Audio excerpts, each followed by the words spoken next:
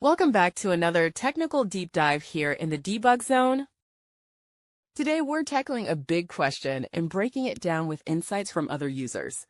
Hopefully this clears up some misconceptions and helps you get the answer you need.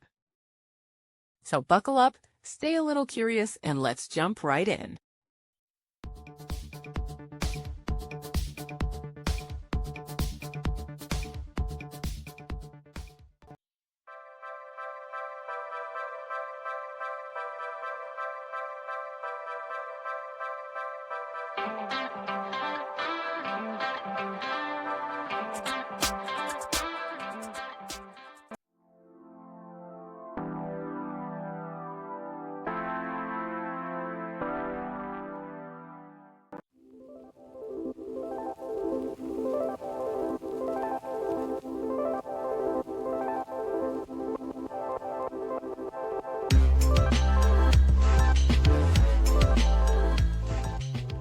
And that's a wrap. I hope you found the answer you were looking for. If you did, take a second to hit that subscribe button. It really helps out.